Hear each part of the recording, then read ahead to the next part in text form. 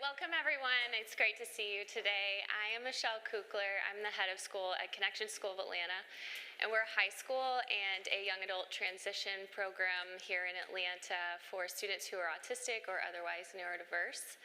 And before we begin, I want to give a shout out to Tyler Army, who has been orchestrating this behind the scenes with us. She is a parent of a neurodivergent child, wife to a neurodivergent husband. She's the co-founder of Spread, which is a PR and communications firm in the interiors world, and got the idea from a conference recently at Google where they talked about supporting neurodiverse community members in events and experiential settings. So she's the brains behind all this, and then here are our fantastic panelists. This is a passionate powerhouse group of women, so I know we're going to learn a lot today. Starting over there, we have Shelly Rosenberg. She's a neurodivergent self-advocate. She's parent to a neurodivergent child. And actually, I'm going to go ahead and say all three of these women are parent to multiple neurodiverse children, so they bring that experience as well as their professional expertise. So Shelly's the founder of Acorn Oak. She's an adaptive interior designer. Megan here is founder of the New Project. She works in global event strategy at Google.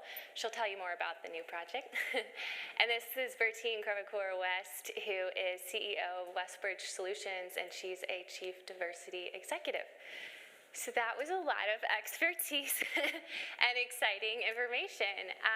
And now I'm going to hand it over and just let you guys tell the audience how you came to this work. So why don't we start with you, Berthine?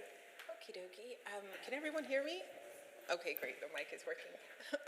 My name is Berthine Crèvecoeur West, and as Michele said, I'm the CEO of Westbridge Solutions. We are a boutique management consulting company serving clients both domestically and globally. So I came across this work when I was 7 months pregnant with my son, and I decided to start a company. I had one job here in Atlanta. I'm a transplant from New York, so I'm an apple that became a peach. And so once we got down here, the one job that I had and hated, they had layoffs. And that was a blessing in disguise because it gave me a moment to think about what could I do where the baby would be proud of me. And that was literally my motivation. I didn't know how life-changing he would be. And then I started working as an interpreter. I'm multilingual, I speak 4 languages. And I became the first nationally certified interpreter for healthcare in the state of Georgia for Haitian Creole. And then I decided one isn't enough, and so I wanted to help every language. And so I started an interpreting company, and through several iterations of that led to my work in cultural competence. That led to my work in diversity, equity, and inclusion, but specifically I deal with diversity strategy. And then we do business development with startups and small businesses. So it's the kids' fault. Yeah. Way to go. Love that you mentioned making your baby proud of you, and I know he is. That's a beautiful way to start a career. Megan, tell us about yourself. Yeah. Hi, everyone. I'm Megan. So my background is in experience design. And traditionally, that was project-based. I was freelance for a really long time, doing large experiences, brand, internal for lots of different big companies. And when I took my job at Google, it was to develop strategy across 75,000 events a year, all different use cases, all different product areas. So huge, huge scale. And when the pandemic hit and we sort of pivoted everything into a box, wasn't that fun? I took a pause and was like, I think we really need to do some research. We need to bring in some thought partners to figure out how to bring people back together thoughtfully, inclusively, and with care. And so that research that started back in 2020 turned into this broad innovation effort called the Experience Institute. And through Google XI, as we call it for short, we've continued that research, really getting a finger on the pulse of how people have evolved over the last 10 years, particularly in the last 4. So how people look different in a post-pandemic era as they did to 2019. What are their expectations, priorities? What are their boundaries, their limits? That led us to better understanding neurodiversity, better understanding some of the statistics and sort of the different types of conditions. That's what led us to founding the new project, so NEU project. Now it's fully externally available. And in the midst of all of this, my son was diagnosed with autism. So the universe was like, hey lady, you're on the right path. This work matters in the world. So now XI is totally heads down focused on deeply human-centered design, and we're interdisciplinary. So we have lots of architecture partners, we have lots of interior design partners, scientists, academics, neuroscientists. And so it's just been the greatest joy to bring other people into that work and to share it with folks like you all. So thank you for having me. You ready for me? Shelley, All right, yes. I'm Shelly Rosenberg, and I love how you were talking about you have been working on a large scale. I'm a very small scale designer, always have been, and I have 3 kids. My first 2 girls had lots of learning differences, and I really thought that they were special needs, different. It was quite a lot to take on mentally, you know, when you have a child that's starting to present differently. And I guess being in aesthetics and in design, I was always kind of that woman that needed to be perfect and present perfectly. And these girls helped me grow and evolve past that. And then I had a 3rd child, and my son has Down syndrome.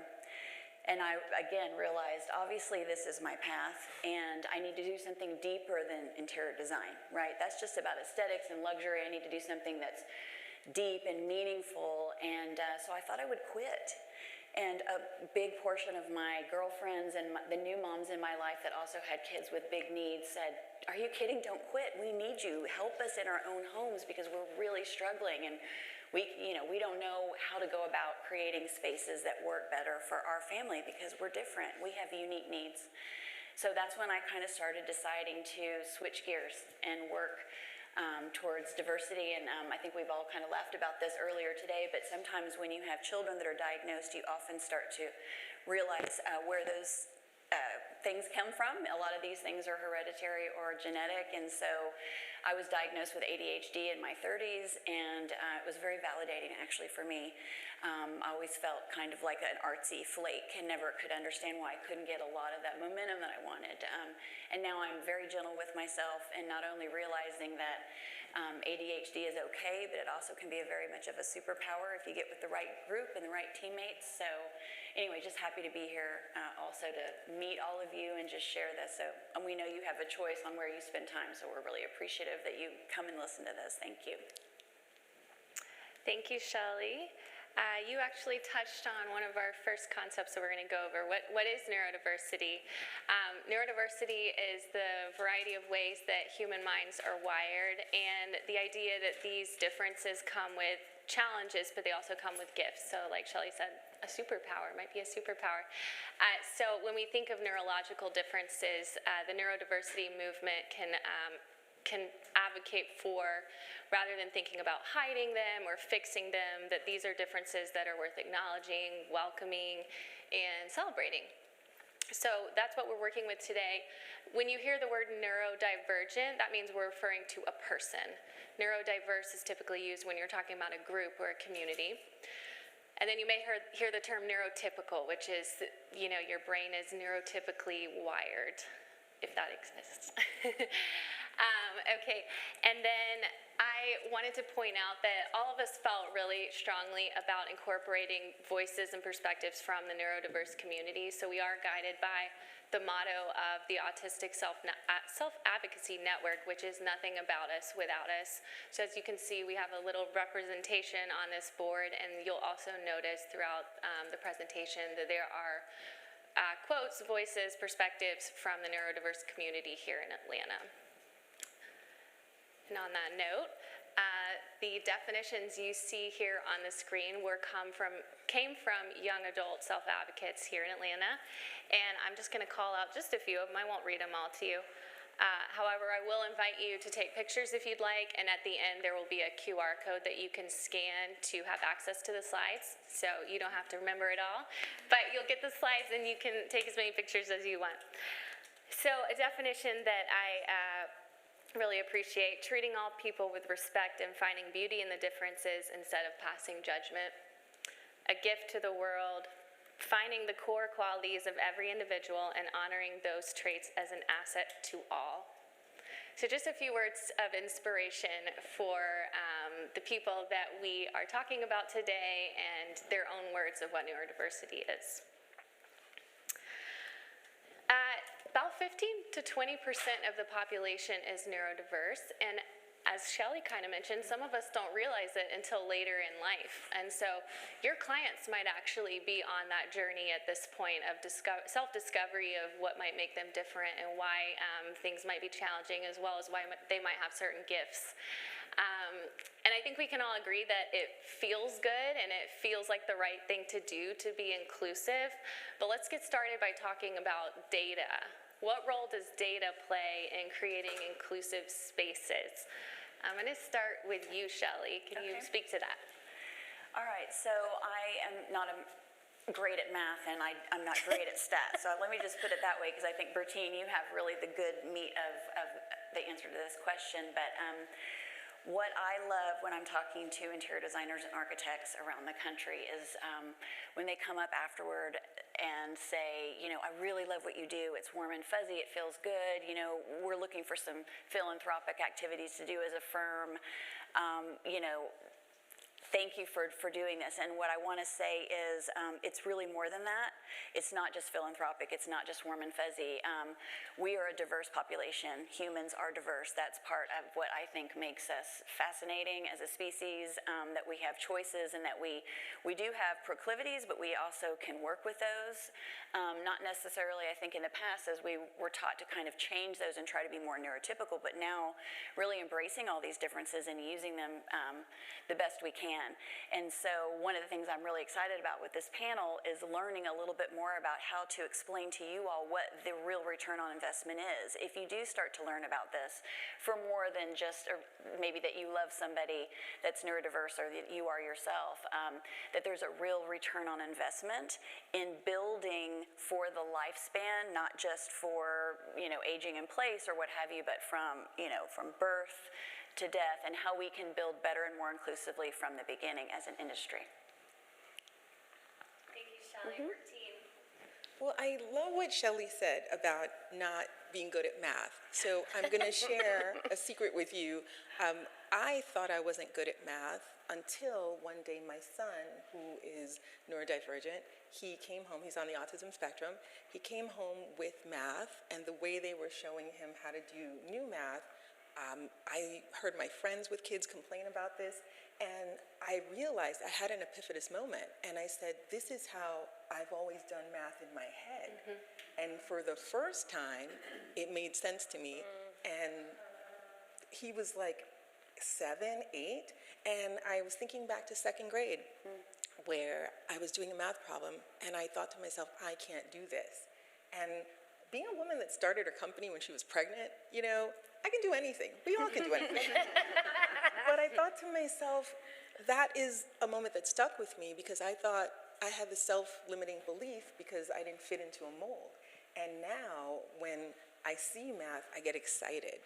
I get very happy, and I never had a joy for it, and yet it's a language that I respect. So I thought I can speak languages, but why couldn't I speak that one? So I want to say, it's not that we are not good at math. The math isn't fitting for us. So, and that epiphanous moment can happen at any age. And so for me, I thought, okay, now I know I'm great at math, just in my head, right? The way I do it. And that led to me diving deep into data. I love information. Language is data. The words that we use, they mean different things to different people at different times. So I thought to myself, you know, how am I going to incorporate data into this work that I'm so passionate about? And I see that when we have good data, that means it has to be devoid of our feelings, right? So to your point again, while we may see it as the right thing to do, that doesn't move the needle when you're talking to CEOs about strategy. Right. What moves the needle is, and I don't want to jump too far ahead, but the return on the investment. When you are speaking, what is that saying? When in Rome, right? So when I'm speaking to, you know, heads of their companies about why it's good to have data to guide us, data tells us historically where we've been, where we are right now, and it serves as the catalyst for us making decisions that are not only good for our souls, right, where we can feel good, but it's good for our bottom line. It's good for our companies, and when our companies are thriving, whether you're an entrepreneur, a solopreneur, or a Fortune 500 company, what happens? Your employees thrive, you thrive, and then you can do the work that you are so passionate about, knowing that you're not going out of business. And it is good business to be data-driven. It leads us straight to creating more inclusive spaces and places for everyone to benefit from, not equally, but equitably. I can get on equity later if you want. Bring it on. We love it. Megan, talk to us about data from your perspective. Yeah, I mean, so we decided that this was a priority, i.e. radically inclusive design, neurodiversity, neuroinclusion was a priority because of data. So we started with data and research, and that led us on this path and journey. And I don't think math and I are ever going to be friends, but I love to take data and turn it into stories. And I think it's Brené Brown who says stories are just data with a soul. So I love storytelling around this particular topic. And I think just back to some of the hardline data, 15 to 20% statistically are neurodivergent, but it's way more than that, y'all, because diagnosis is a privilege. It is cost prohibitive. Most places around the world, wait lists are long, or there is no evaluation or diagnostic path at all. 80% of women are misdiagnosed. So just like old times, right, most women are getting diagnosed with anxiety, depression, borderline personality disorder. We're hysterical. We couldn't possibly just be neurodivergent, right? Everywhere I take this topic, multiple women approach me and say, oh my God, I think I need to go get evaluated. I'm on my own evaluation path right now because I've been misdiagnosed multiple times in my life. So I think we say 15 to 20%, but we're talking far more people walking around who are either undiagnosed or misdiagnosed. There are some current studies right now we're looking at that say by the year 2030, the diagnostic statistic will be more like 30%. Huge number of the population. 1 in 36 children in the United States right now are autistic. So in the events world, the stories that we can tell from this are, oh my gosh, this is all of our attrition. This is why people are not showing up to our events, because they don't feel safe, seen, considered, and cared for. When you talk about return to office, I sit in workplace experience at Google. The people that don't want to come back or who just aren't showing up, these are neurodivergent people or people with hidden disabilities that don't feel safe, seen, considered, and cared for. So there's a real business impact to not doing this. We're also going to talk some about belonging, but belonging is this journey that we're on now, because without inclusion, you cannot have it. It does not exist. And inside of organizations or businesses or communities where belonging doesn't exist, you see bad behavior, you see idea supremacy, you see higher rates of anxiety and depression, you see higher rates of physical illness, right? So all of these things matter to the bottom line. Inclusion and belonging don't just feel good, but they're a linchpin between surviving and thriving for people and for business. And I like what you said about the connection between humanity and business. We all know that without people thriving, organizations never will. And there are a lot of people walking around unwell. So there's definitely a competitive differentiation to all of this, and there's definitely a business case. Absolutely, and you guys, it's hard to take our eyes off you because you are all three so captivating, but there are some additional statistics on these slides that are absolutely worth noting, kind of heartbreaking, but also just inspiring and motivating for us to change our behaviors to serve more of the population as it evolves.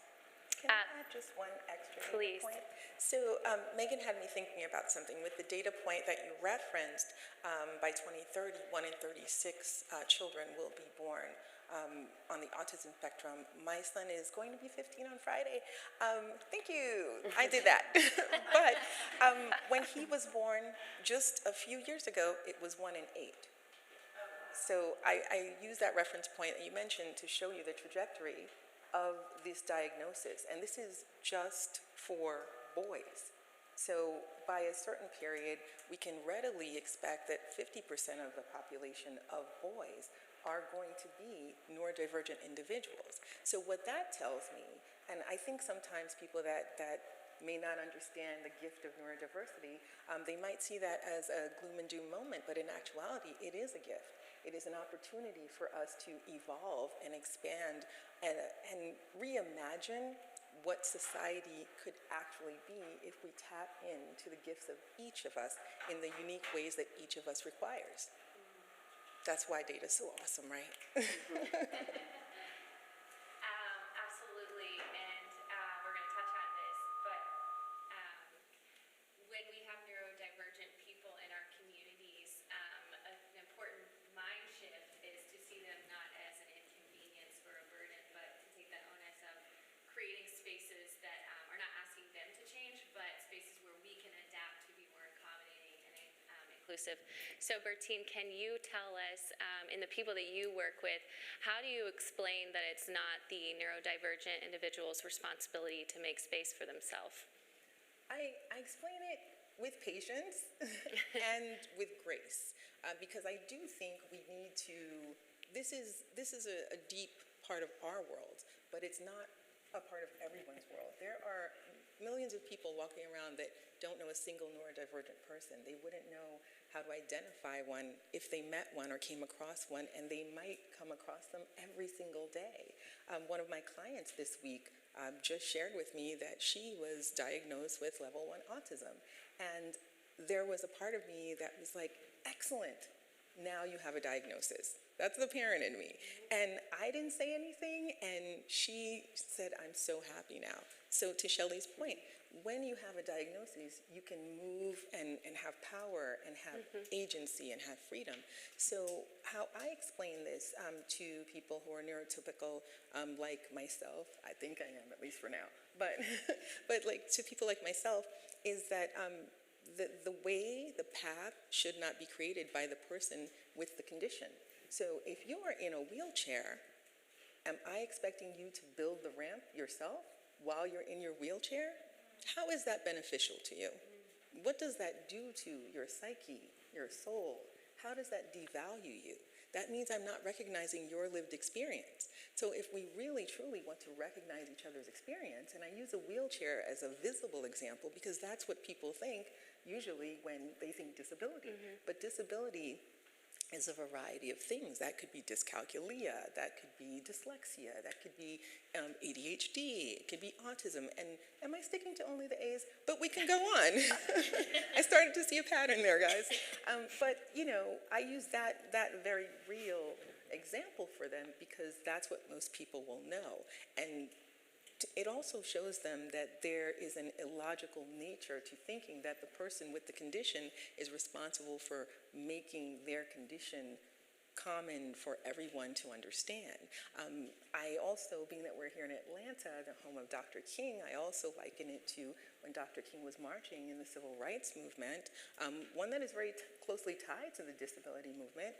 He wasn't marching with only Black people. He was marching with white people, Hispanic and Latino people. He was marching with Jewish people, people of many different faiths. So it wasn't about people that look like us.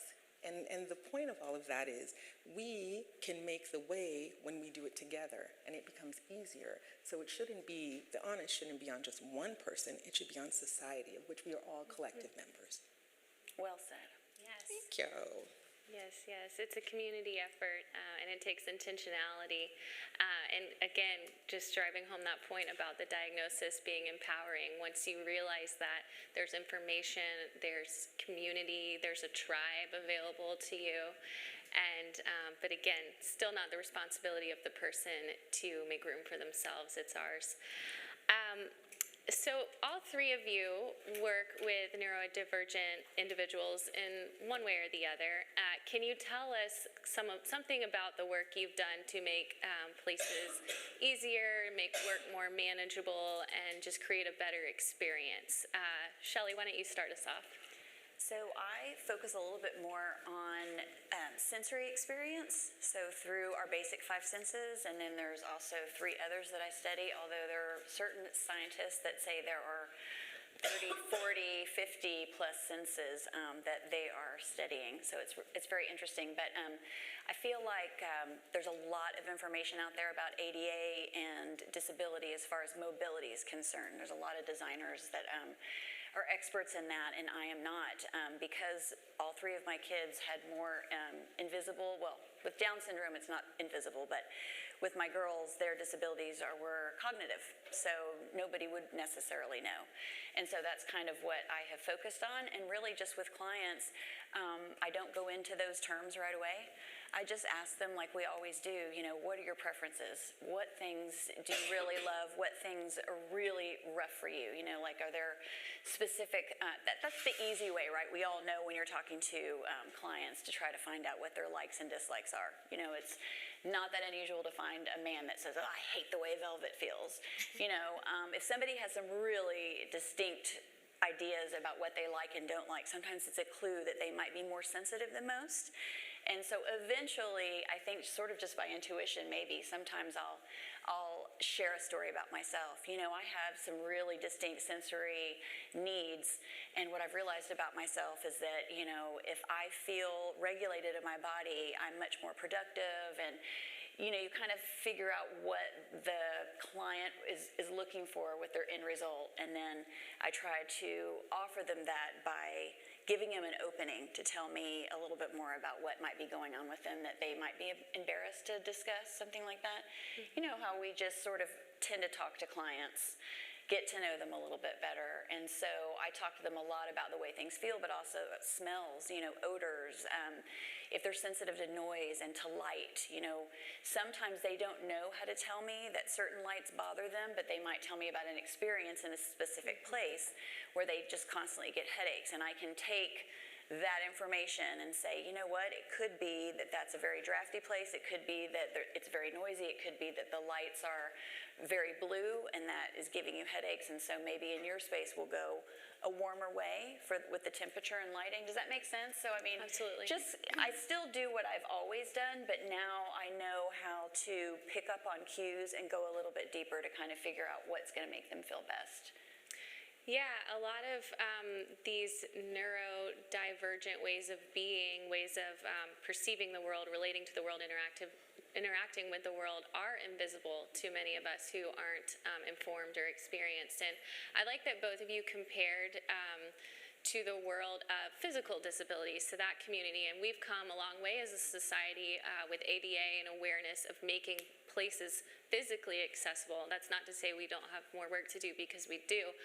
But I think of just a bathroom in public. Like, we always have this stall that a wheelchair can fit in, but what about how startlingly loud the hand dryers are, and the lighting tends to be harsh, and there are just so many like a sensory assault on someone who may be sensitive to noise and light and smells and all that stuff. So it's just not really something that's being thought of on a large scale in the design world. But so hopefully, you know, starting with events like this, we're inspiring, you know, just some slight tweaks, or just something you might notice and think of differently moving forward. Oh, I would love to mention too that, and we can go into this another time or talk later, but the big boys in design and architecture, big companies like Apple, Starbucks, they have been using interior design in commercial spaces to manipulate our behaviors for a very long time. So it is happening, and there's a lot of data that I find, but it's all about commercial spaces and usually big retail spaces. Does anybody remember the Abercrombie and Fitch stores? I may be dating myself here, but the waft of the cologne, you know. My teen daughters were just like zombies heading to Abercrombie and Fitch at the mall, but there is so much data, and these big companies know that their employees do better, they work longer hours, they're more profitable and productive when they're using these sensory tweaks in environment. So anyway, I just thought that was a cool thing, because it is now starting to trickle down into residential, and we can use all of their data they spent millions of dollars on to our benefit in the residential sector, and also in just smaller communities, in schools and boutique hotels, all those kinds of things.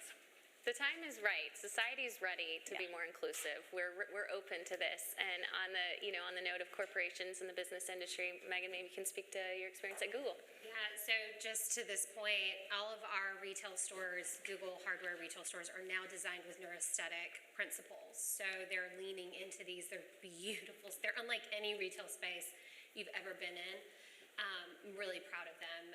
But I think my biggest learning, knowing with this work, is that we've been for a very long time designing ourselves out of spaces, places, and things in the name of efficiency, productivity, scale, all of these words, norms, right? And there's so much we can do to rethink how we've been doing things for a really long time.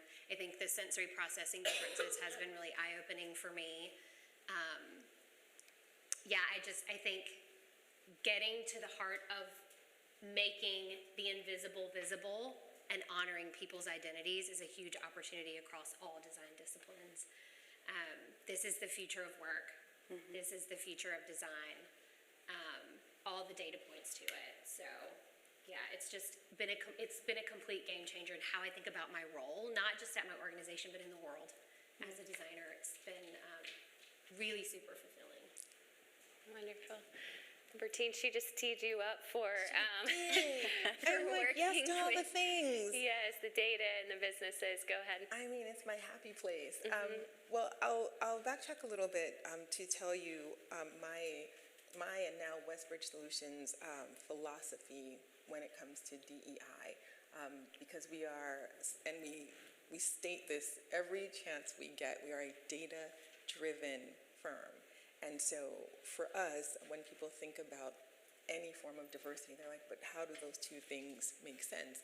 And then I get really happy and drum roll in my head, and I start to tell them. So we don't actually lead with diversity. And I want you all to take a look around you, right? Look at your neighbor, and you're going to see that your neighbor is different from you for a variety of reasons, right? So, okay, that would make us a room of diverse people. So guess what? So what? What are we going to do besides sit here, right? How do you harness the power of diversity? You cannot harness the thing by leading with the thing. We first have to build the thing. So with us, we lead with inclusion, which then leads to creating equitable policies, practices, and procedures, and that leads to belonging and community, and that leads to organic diversity. So we don't do performative work. The last thing we do is think about workshops and say, okay, now your company's fixed, right? That's why I made it the intention to focus on strategy. So what does that look like in the workplace for somebody who's a neurodivergent person?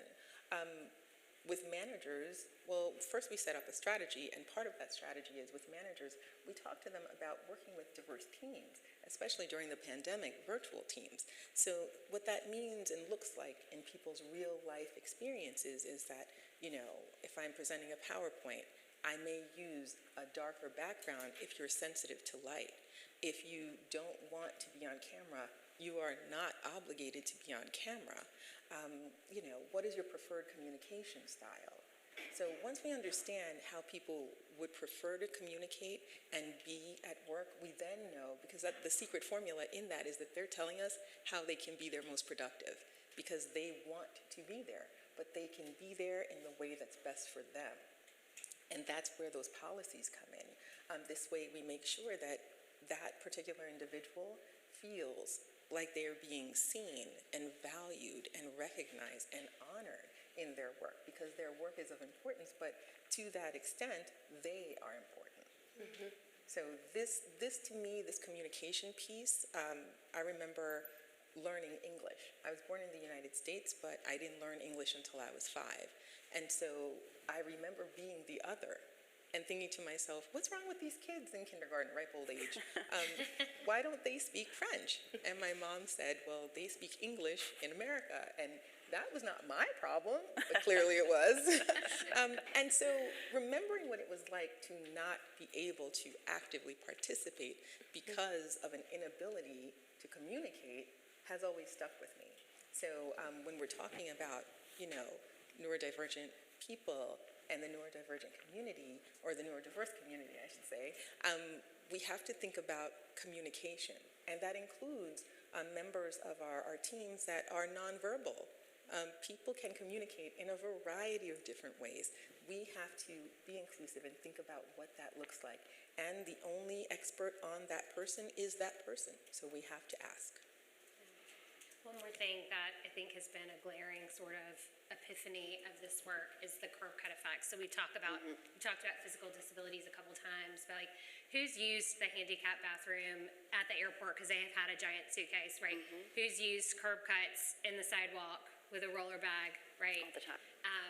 One thing that we've discovered through the neuro-inclusion work, where we're deploying these tactics, affordances, and accommodations, everyone is loving them. So sensory spaces are getting used by neurotypical people too. How many people have ever been in an event and hid in the bathroom because you needed a break, right? Like I know I have. So so neuro-inclusive work is a love letter to neurodivergent people, but it is for everyone. That's and exactly it what I has was thinking. such an impact across the board. And I was thinking when you're talking to your clients and say you don't know if they're neurodiverse or not, it doesn't matter. I never did this before, but when I would talk to clients, I used a lot of designer lingo because I thought it made me look really smart, and I have all of this information and I want to teach them things. But often I found that it made clients feel a little intimidated, and then they were less likely to be honest with me about what they wanted or if they didn't like something, because they thought, well, I don't really like that, but it sounds so professional and correct that maybe I just need to go with what she said. So now I'm a little bit more careful about figuring out how they like to communicate, and I'm much more just down to earth with the way I speak and communicate with clients, and it puts them more at ease. I share a lot more personal stories about things that I struggle with or things that I might use that are typically thought of as something for someone that's not neurotypical or that doesn't have a disability. But anyway, I guess I'm saying I've become more real because of understanding my own needs, and so everything that we do for the neurodiverse, it just helps us all too. It feels good and validating when we all know that we're just human, and I really don't believe that there's anybody that's normal. We say in our family that is like a setting on the dishwasher. There's just no there's no such thing as normal, and there's actually a woman that is in a wheelchair, and she has a business called There's No Such Thing as Normal, and she's got some great books out for kids and things, and I just love that because, I mean, we are just humans. That's it. I don't know that there really is a neurotypical. There's just a majority right now. Yep. Right? Shelly, you know what that is? You just described empathy in an intentional way to benefit not only the business but the client. Yeah. Right? And I think, people do find other people, and I'm going to say women like us intimidating, women like yourselves intimidating because of the words that we use, right? And we've been taught to do that, but then when it no longer serves us, and there are data points about this, using words that are simpler, like rather than use empower, use help. Yeah. And we find that then we give people the agency that they so desperately need. And this transcends the neurodivergent person or client that you're serving, but it speaks to the client that you're serving, and the person that we're trying to understand. Because I would say this, as somebody that's benefited from design, I go with how it makes me feel, right? So architects and designers are the Maya Angelou's of my life. They make me feel good in the work that they do. And so if a room or a space doesn't make me feel good, and I had no agency over how that thing got designed, I'm never going to really enjoy the benefits of it. So that to me is empathy at work. Yeah. I like that. I'm not from the design world, but I've heard it described as the intersectionality of beauty and functionality. And I think, the beauty, we have people like you who are able to create that, but functionality is subjective, and it requires talking and being real and being empathetic.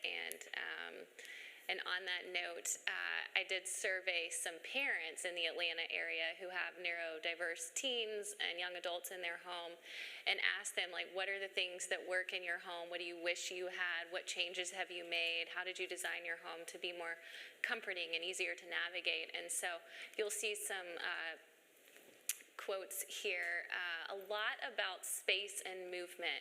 And all three of you in your different kind of experience as professionals I'm sure have experience with people who need space and movement. So how does some of these messages of their neurodivergent family member needs not only freedom to move space to space, but also an identified designated space of their own? Does that bring up any memories or experiences for any of you? Shelly, what do you think? I tell you what, there's so many families, especially during COVID and lockdown, whose neurotypical kids were going nuts. But especially, everybody, our society now is used to being together for short periods of time, and then we're all dispersed all over the city. And everybody's back together, and so many people are living in rentals now. That's just part of the way things are going. That a lot of families that I would talk to obviously could not afford to move, to change, to take a space that now needed to be for work and make it a play space or what have you. And so occasionally we would just take closets. Sometimes like a hall closet would become a safe sensory space for a child that was neurodiverse or a parent.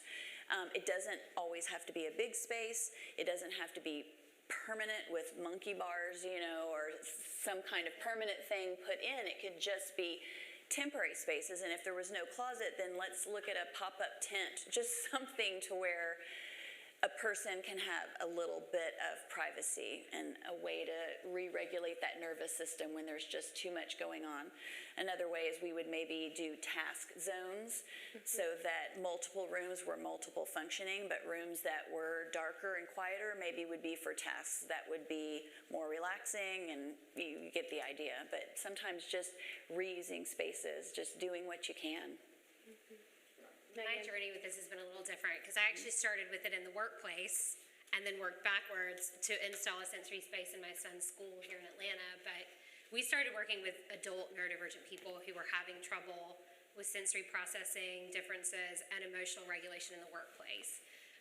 But so much of this stuff translates between adults and children. It's just a more sophisticated design when it's for adults, right? But it's soft muted colors, it's low controllable lighting. Even better if they can control the color of that lighting, because color absolutely impacts mood. All of you know that. No fluorescent light. So there's a stat that says a fluorescent light bulb flickers 120 times per second. A lot of neurodivergent people can see that, and they feel it. Really, really bad. And there's a hum. Yeah, there's a noise, absolutely. I've heard that from so many Googlers, like they literally cannot focus at their desk. They're sitting in hallways because of fluorescent lighting. So a variety of seating, things that move and are adaptive is really great. Places where you can stand and stim. So my son Otis is a big stimmer, so we flap when we're happy or when we're agitated. He also does high knees. He looks like he's just like running a marathon all the time. So we have places, anywhere we go, I find a place where I can go and he can stim and regulate in that way. I brought some sensory kits if anybody wants to take a look at these, but these are something we designed at Google that have supports in them where we can't control the physical environment. So light filtering glasses, sound filtering, earbuds. Happy to pass these around, and if anybody in the audience has a neurodivergent child, you can take it home, or if you're neurodivergent yourself. Yeah, here, I'll pass it around. Yeah, weighted blankets. Shelly brought me an amazing prototype. So things like that, sensory supports. I also think social supports are really helpful, so making sure that you have ample breaks and that you're not forcing people into social norms. Networking for me is a literal nightmare. Like I would rather someone like slap me in the back of the head than like do forced fun. So making sure that like we have social support pens that say like my social battery's low, maybe later, right? Like letting people opt out of these stringent social environments. They don't make sense for them because for a lot of people they don't. So those are just some ideas, but they've worked for adults and they've worked for kids. It's just a slightly different take on design and sort of the materials that we use. Mm-hmm. I feel like you guys are peeking into my home, so welcome. For us at home, Alexander, my son Alex, he claimed the guest half bath. Right, or the half bath that's on the main level, and he likes the sound of drums, and he's a piano player, but he likes to hit paper with any object and different thicknesses of papers because he likes the different sounds they make. And so we decided to just let him have it because it's like being in a recording studio because of the acoustics. Yeah. And he loves it, and you can hear it from everywhere in the house, no matter where you are. And we decided a long time ago that that is going to be our house. That is how our home is. We don't make accommodations for guests coming over and like, no, he can't make that noise. This is his home. He's going to do what he wants in that, within reason, right? I love that, but what about, well, I'm glad that you can handle it, but like, it drives me nuts. I was gonna Yeah. say, when there are families and you've got all these different personalities, sometimes you have one that needs to constantly make noise and another, like, I'm just thinking of my son with Down syndrome and my daughter with autism, and he's constantly trying to kiss her, touch her, be in her room, and she's just like, she cannot deal with him. And so it's hard as a designer when you have all those personalities and like how to deal with Oh yes, so while I say he conflicting can needs, do it, right? I don't always love it. but I do. We have everybody, and this is such a strange West family-ism. Everybody, when we go home, we go to our respective spaces, and I am so grateful for that. But also, I should point out that is a privilege, because if you're living in a studio apartment with your 2 to 3 kids and partner, that's not possible, right? So that's why I think, to your point about inclusive spaces, that should include outside as well. It does require social support because there has to be somebody to say, okay, you know what, we're gonna go outside and take a lap, right? We're here for high knees, we're here for flapping, we're here for all of it, but we're going to go outside and do whatever gets you to release that energy. And so I'm so grateful to Connections because you guys take walks every day. so that's a good thing. But I also think too, I am not a fan at all of fluorescent lights. Ever since I was a child, it's like I would say what a strobe light is for someone living with epilepsy. And I never knew that's what was causing me all of this agita when I was younger. And because of my son, as an adult now, I'm like, oh yeah, no fluorescent lights in the house, not having it. Whereas my husband loves a fluorescent light, so only in his office he can have his fluorescent light and sit there all day long. Yeah, I married a nerd, I'm a nerd, we had another nerd. We're squares that will never fit in circles. The brightness? I think for him, I think he likes the hum, and I think he likes the brightness, but he also likes the efficiency. And so he's very IQ and I'm very EQ. Yeah. And so that is another experiment. So I recognize different things, and my son is much more like him insofar as his personality. But as you know, he has my good looks, so that is that. But I do think, and there's another data point that supports. My husband's an engineer by trade, and he engineers tend to have children who are on the spectrum. And so, when I shared that with him, I look at them and they have so many things in common. But when it comes to the physical surroundings of their space, they're night and day. So lower lights, but for our son, he's gone from sound sensitivity to rocking out on all the music at all the volume, right? And I can't necessarily meet him where he's at with that. So I'm like, all right, you go to your space. So I think we have to recognize first that there's a privilege in space. There's a privilege in how that space is designed. So what I am certain that we'll see happen over time, because society is ready and asking for this, is that privilege gap gets closed, right? Which is what I think Google is doing, right? And what you were doing, Shelly, that privilege gap is getting closed so everybody can equitably be in a space that suits them and their particular Westism, whatever that may be. Well, and flexibility is important too, because what I'm learning is, like you said, my son can't stand loud noises, but he is a hitter. Like, he needs to feel a lot of input, and so like touch, he's over on this side of the spectrum in certain senses, and then this side. So even one person can be all over the map depending on what they can handle. And that's why I think we define the spectrum not as a straight line, but as a circle where you might hit a particular point.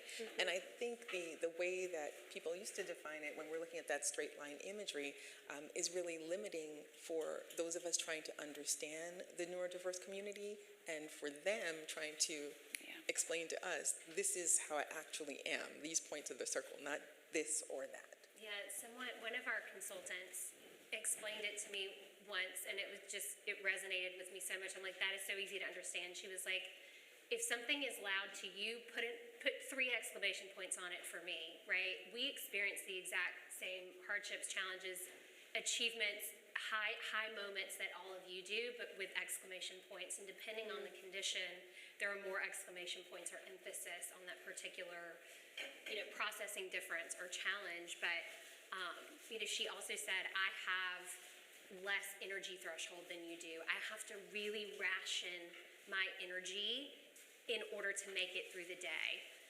And so that was also, she said something was energy exhausting. Like, that completely depleted my entire tank. I have no more left for today, therefore I'm in meltdown. I'm in a state of distress. So we have a better ability, neurotypical people have a better ability to regulate and ration their energy, and they have less exclamation points. And I thought that was such an easy, simplified way to explain it. I'm going to remember the exclamation points. Yeah, thank you. I wonder, on that note of regulation and sort of like stamina throughout the day, if it might make sense to just have meetings with your clients earlier in the day. Maybe a morning meeting works better, maybe being a little more flexible in how you schedule, or just asking them what time of the day do you feel you're most open to communication. And I want to go back, because you said something really important about how having choices in design, having space in your home is a privilege. Some of the things I learned from surveying parents here in Atlanta is that some of the tweaks that they've made are actually really small. Someone shared just that their daughter does better using the higher drawers, because simply the lower drawers require more visual motor work. And so just that simple tweak helped her navigate her room better. We have had such rich discussion that we are, I think, over time. So, again, the slides are up here. I hope you'll be able to refer back to them. Why don't we conclude with just some final takeaways, anything that you feel like is most important to share with our guests, perhaps your greatest success in creating an inclusive space. Who has something that comes to mind? I do have a Shelly, photograph that's part of the slideshow if you see it later. Here it is. Yeah. This was the Kip Space Show House in Dallas. I was able to do a room, and I really wanted it to focus on disability. As far as I know, not many show houses have grab bars up in the bathrooms. And I did it for a little girl named Virginia. And really, I guess the greatest takeaway was seeing her eyes sparkle when she understood the kind of autonomy that she could theoretically have in this show house room. Everything was wired up with care technology for her to be able to use her room the way that she wanted to independently. So she speaks through an augmentative device, kind of like Stephen Hawking does. So through different sponsors that we worked with, she was able to turn on and off her lighting, turn on and off her music, her shower, regulate the shower temperature. We had just all kinds of incredible things that through the shade store, she could open and lower her window shades. It was just really cool to have someone that's nonverbal and non-mobile be in a room that as she turned, as she got older and was a preteen, and she was desperate for the autonomy that her sibling had, for her to see what this room could do for her and how it could have changed her life had we been able to do this for her in real life. Unfortunately, we lost her last year. At the age of 8, she had Rett syndrome, but she was an incredible muse for me. And also seeing the public's reaction to this room, that's where I had just this most beautiful spiritual moment of like, this is absolutely my path. People were so moved by this, and everyone has a story of someone they love that is struggling, and it just really hit home for me that this is why we do these things. And you found that your purpose and what has been good for your soul and good for the clients you serve has worked for you as a business owner, as an interior designer. So we have some points made here about what's in it for you, and how you might be able to take some of this inspiration to benefit, your career. Berthine, Megan, anything you'd like to share? So I'll just say that a a lot of the resources that we built at Google via the new project are all available. It's just thenewproject.com. There's a resource guide that really translates nicely across lots of different design disciplines. So it talks a lot about the neurodivergent experience. There's a glossary with culturally sensitive language that you can talk about this more articulately. We heard that language was like something very sensitive for neurotypical people. Oh, I don't want to get it wrong, so we built a glossary for that. And there's also a checklist with some just really practical foundational ideas that anyone can deploy. But I had a neurotypical designer, actually textile designer, say to me once, you know, sensory tools are languages, so color is a language, scent is a language, light is a language. Are you talking to people? Are you yelling at them? And that completely changed the way I think about audio-visual and event environments and how we use textile and materials. And so that's just something that I wanted to share. It really opened my eyes. I was doing a lot of yelling, I think, before, and now I'm a lot softer in using those languages. I love that so much with the colors, yeah? For me, I'm not a designer, but I do fashion myself as a different type of creative with the data. So I'll give you a quick story. I took my son to the pediatrician once for a checkup, and it was time for him to, they were doing something where they're checking his throat, and they had to put some sort of little apparatus down his throat. And I thought, well, this is going to be a fun day. So we had the doctor and 2 nurses come in ready to hold him and do all of that. Yes, the look you have on your face, I had on mine. And I realized in that moment, I jumped up and I said, and he loves this office, so that I saw this fear on his face, and I don't want him to feel like the doctor is not a safe place for you to go. So I stepped in and I asked them if we could have a moment, and I asked them for the name of the procedure, and I went to YouTube University, and there was an example of the type of instrument they'd be using, what they were gonna do with it, and so I explained it to him and I let him see it, and I said, this is what doctor's going to do.